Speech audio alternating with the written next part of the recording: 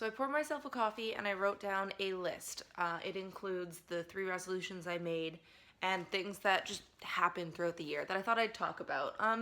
This video, it was gonna be really stupid. I was gonna make it kind of like funny, I guess, when I woke up 20 minutes ago. But then I started writing things down that, like I said, happened throughout the year.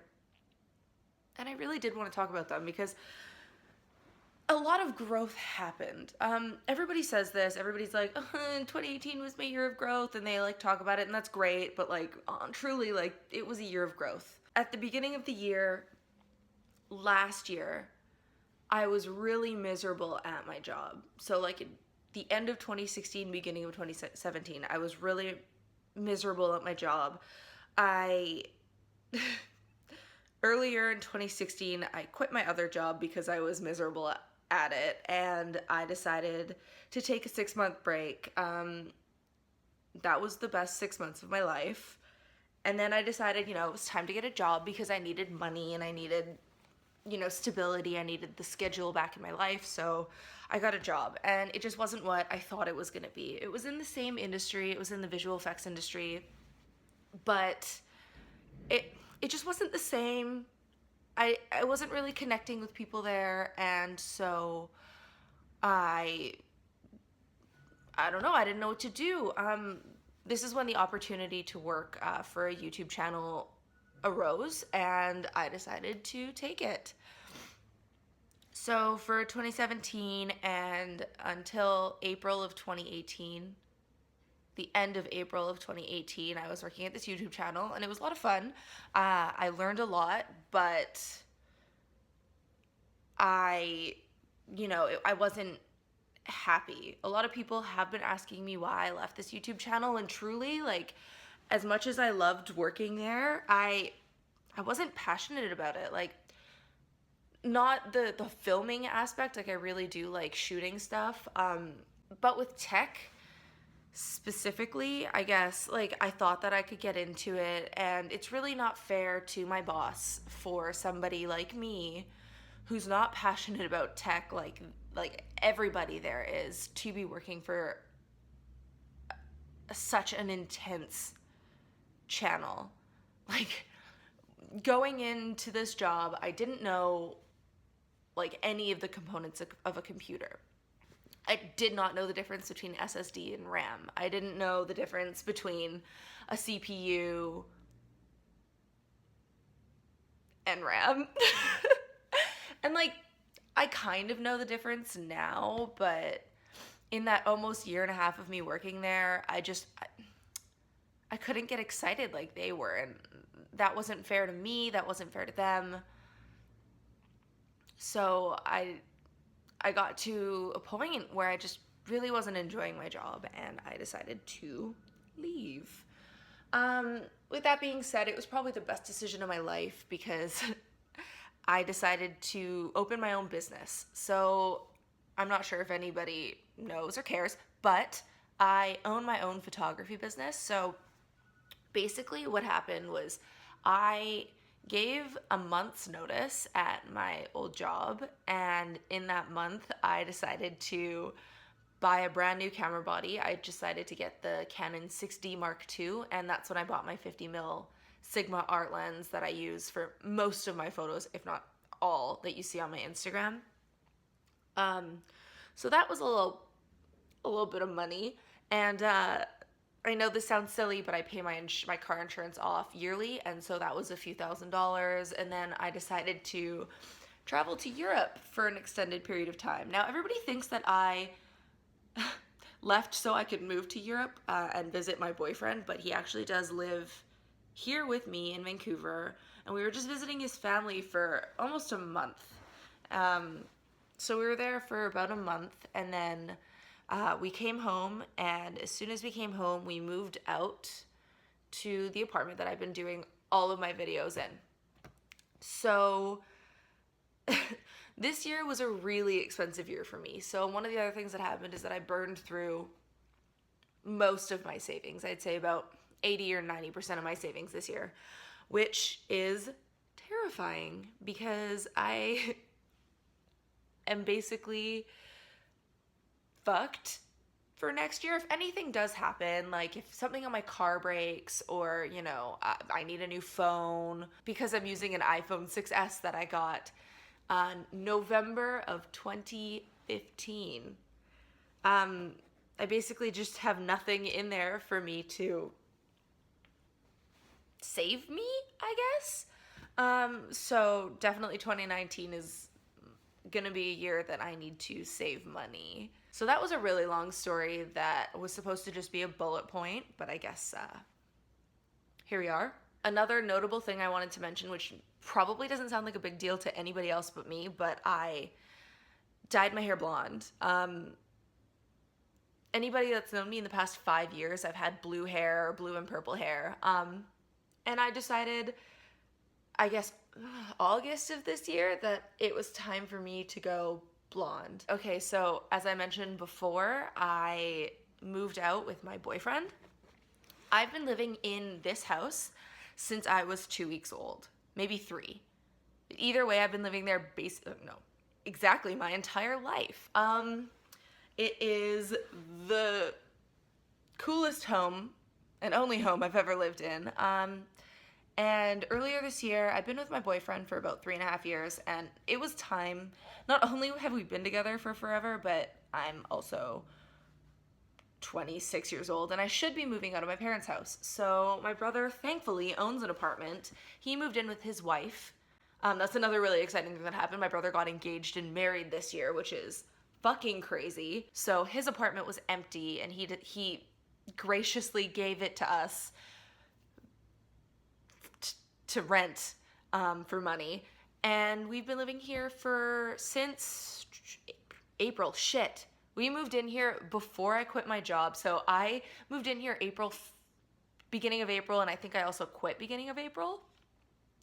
So that was financially irresponsible of me. But it was time for me to move out. It was time for me to live with my boyfriend, see if I even liked him when we lived together. Turns out I do. So yeah, we moved out, and it's been an amazing year living here with him. It is really expensive to buy fucking chicken breast, which I found out the hard way.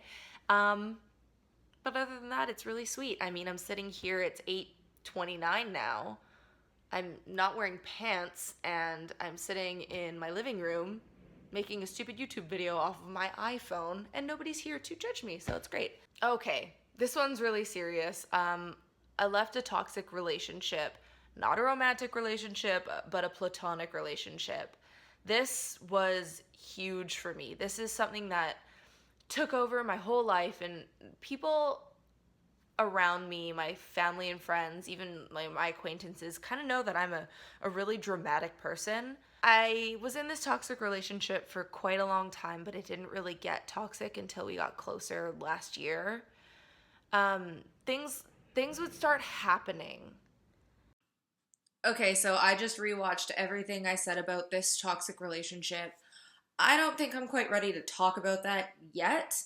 I do need to organize my thoughts a bit better. I don't think I was able to say what I needed to say properly. I kind of sounded just like a whiny bitch in it as well, which is something I don't think I was in this situation. But, I just didn't say it well enough for me to be able to put it in the video. But if I'm going to round this out, basically, I was in a toxic relationship starting last year. It got really bad. And then this year, I cut ties with this person, and it was one of the best decisions I could have done, but it's also a really tough decision because it's something that I didn't talk about with anybody.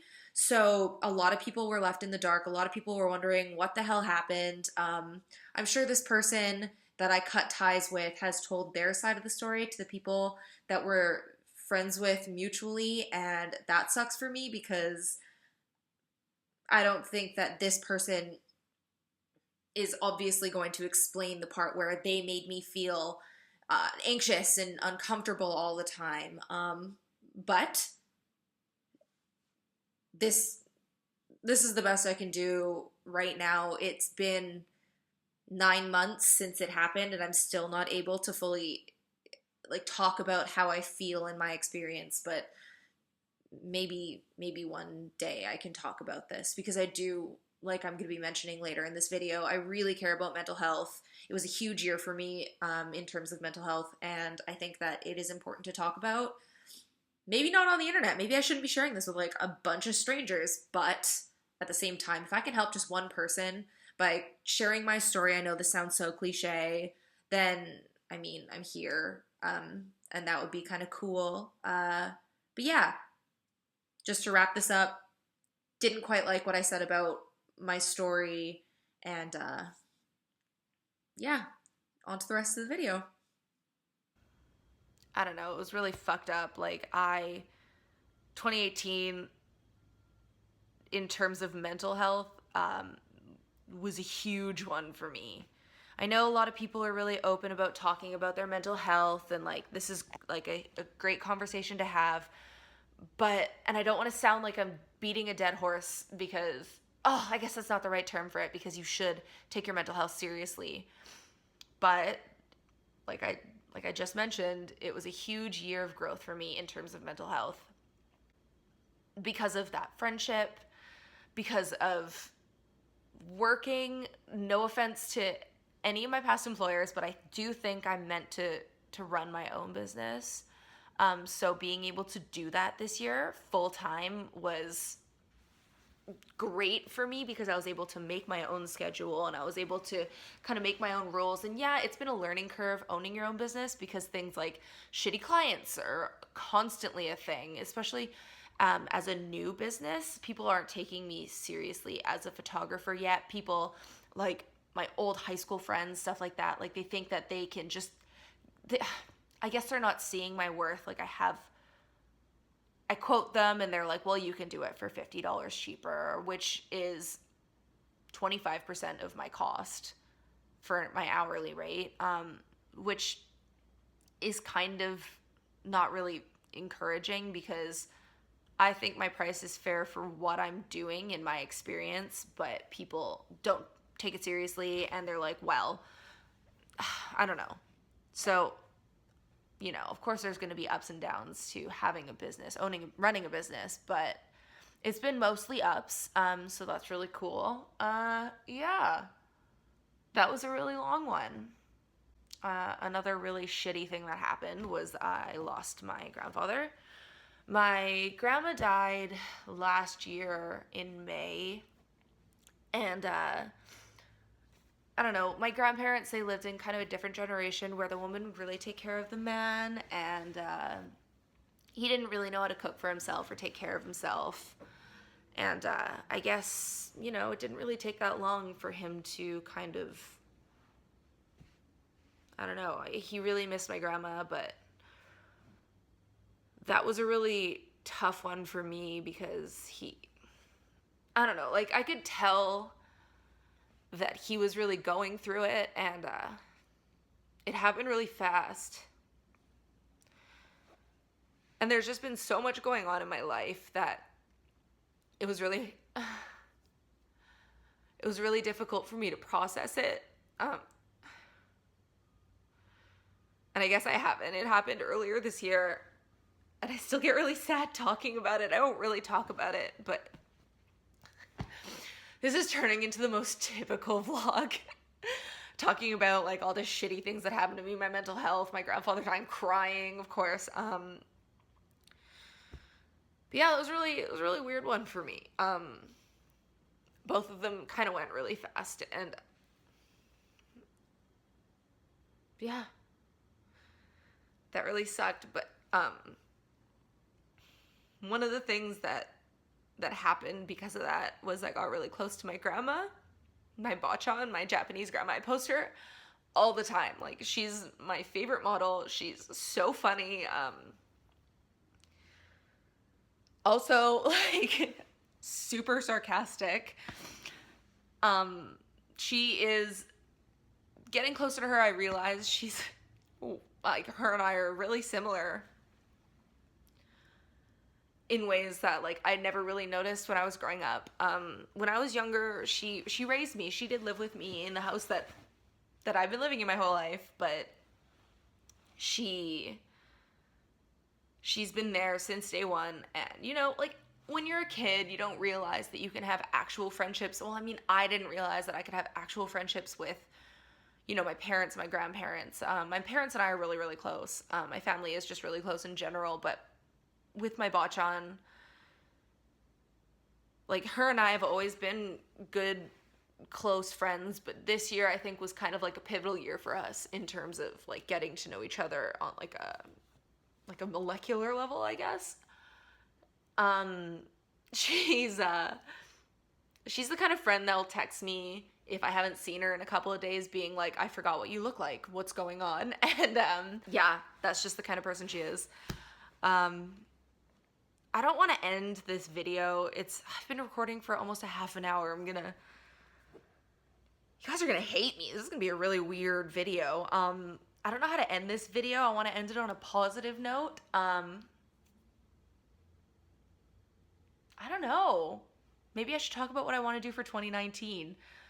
Like I said before, I think I've said, like I said earlier, like 50 times already. But like I said earlier, I think one of my New Year's resolutions is going to be to save money, which is something I've never had to do in terms of New Year's resolutions. I've always been so good with my money. I've always had a job.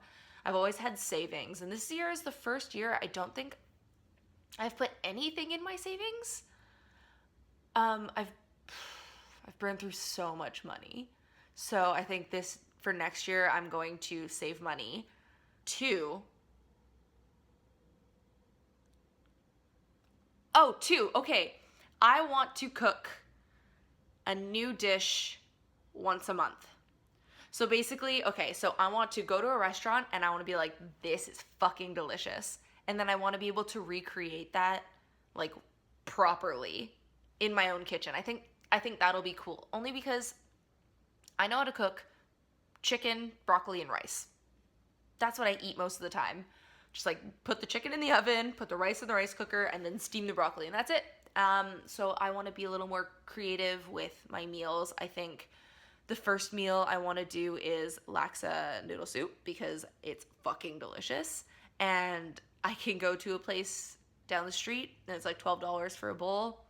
Or I can learn how to make it myself and I don't have to put pants on to eat it, which is fabulous. So yeah, I want to do that. So save money, cook one new meal a month, and I don't know. Maybe we'll just start with a two. I fuck. If you're still watching this, which God bless your fucking soul if you are, let me know what your New Year's resolutions were in 2018, if you met them, and what your 2019 goals are. This is the vloggiest vlog I have ever made, ever. The end. Subscribe.